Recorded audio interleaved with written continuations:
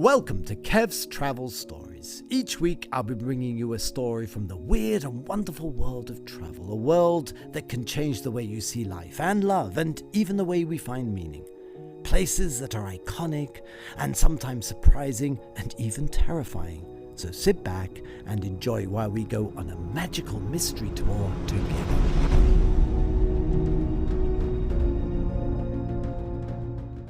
Welcome to Kevin's Travel Stories.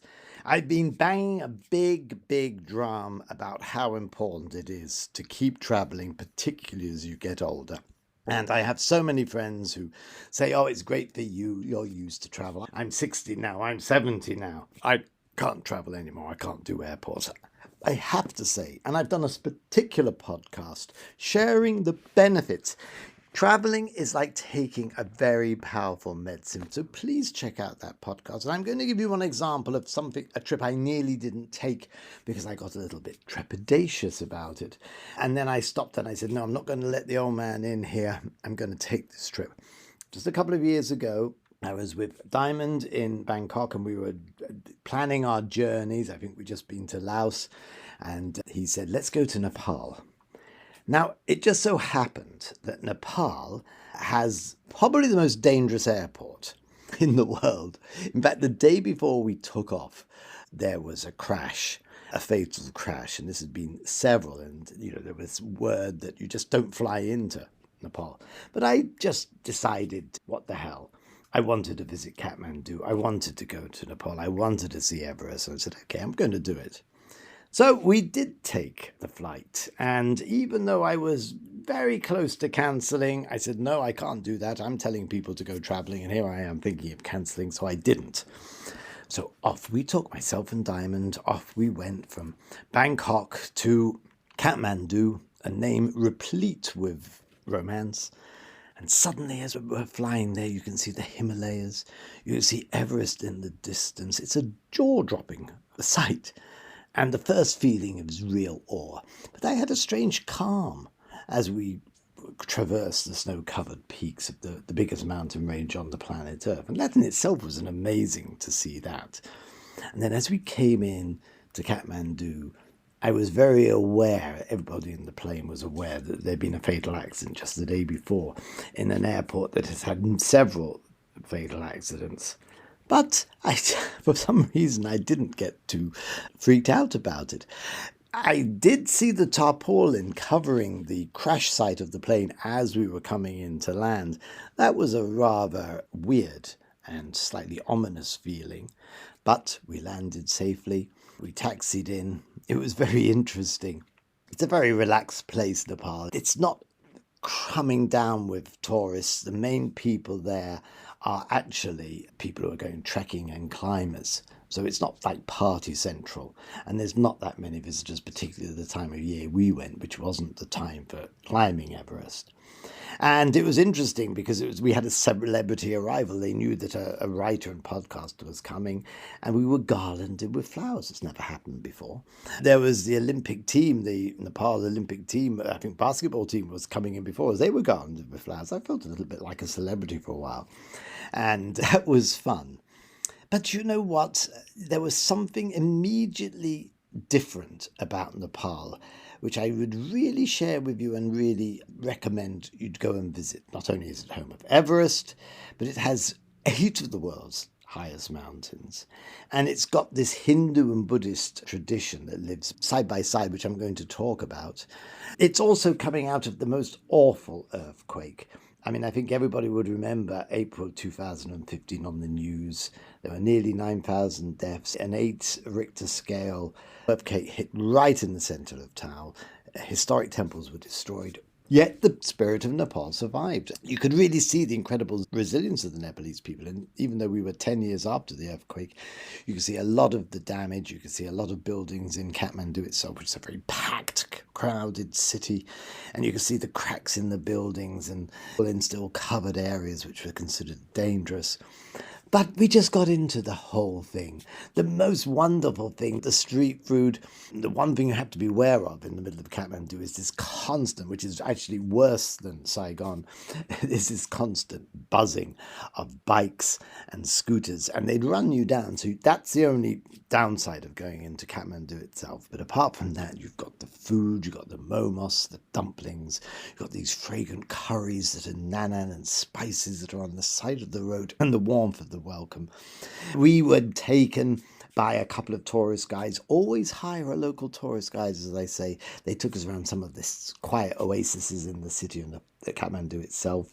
There was this wonderful garden that you can find right in the centre, which has a beautiful cafe, and you've got young people chatting, you've got books and tea. There's no franticness. But the big thing there is the temples. You've got the Pashupatinath temple. This is the sacred Hindu temple, which we spent the last day there, which was an absolute, I'm going to end with that because it's absolutely amazing. You've got this big Buddhist stupa, where huge, one of the biggest in the world, where some of the remains of the Buddha are buried. Of course, Nepal is where the Buddha was born. We didn't actually get down to his birthplace, so I'll keep that for another time. But I think the really important thing for all of this was how many experiences I packed into just 3 days. We saw the living goddess. They have a tradition there where a young girl is picked, and she is the incarnation of the goddess until she reaches womanhood. And we went down into the temple. We stood with a lot of other Americans, actually, and we waited for her to appear. I think at that time she was about 9 years old. She's done up in this sumptuous costumes and this incredible makeup. And it was a rather strange experience, very otherworldly experience, but absolutely incredible to meet a living goddess, however you process that piece of information. The other great thing we did, we went along to the stupa where the remains of the Buddha are, and again you light your candles, you ring your bells, you walk round in circles. There was something just so chaotic and dirty and just mad. Another temple we went to was the monkey temple, where you're just surrounded by monkeys who can be quite vicious. And there I went to a craft center where they make these mandalas. I actually bought one, which I have hanging over my piano, and that was really wonderful. There was something about the connection with, finding meaning in life. It's because they're so poor, because they are so near the breadline, it makes them very real, I think. We also went out to this extraordinary place just outside of Kathmandu where they have this, it's all traditional food. And there were lots of very young and very trendy Nepalese there. I started chatting to some of them. They worked for Google, one of the beam-off social media sites, and they were very tuned into the West and loved to hear about Ireland and everything. And then the final day was we went down and we went to this extraordinary shrine, one of the most important shrines in the Hindu world. And here it was, the Pashupatinath temple. This is where the cremations take place.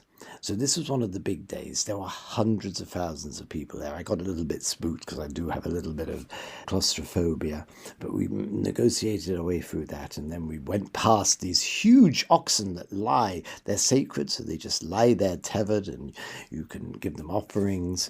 You went past the sadhus, these mad people who are drunk most of the time, and they can tell you your fortune, their gas. A bit strange. And then there's a whole pilgrims, but then you come, and everything goes hush because you see the smoke rising, and you come to the bridge, and down in the river, you see the sacred river, you see these burial sites, and people bring along their loved ones who have passed away, and they put them on the rocks, and they put the oils and the sandalwood, and they stay there for maybe 2 days. The priest chants, they walk around, and they basically watch their dearest and nearest cremated, and then they put the ashes in the sacred river. And I have to say that's something that stayed with me right from the very beginning, right up till now.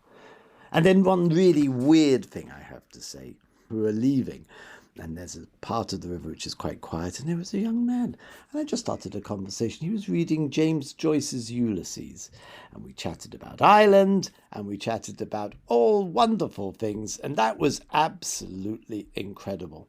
So I'd have missed all of this. I'd have missed, just think of all the things I'd have missed in that 3 days. I'd have missed Everest, the Himalayas, the Nepalese kindness, the incredible Nepalese food, the temples, and the reminder that we're only here on a journey. So my final thought is, please take the medicine of travel as you get older. However many fears you have, however much it comes and grabs you and says, no, I can't do that. There's a gift there that will keep you alive for longer and for better.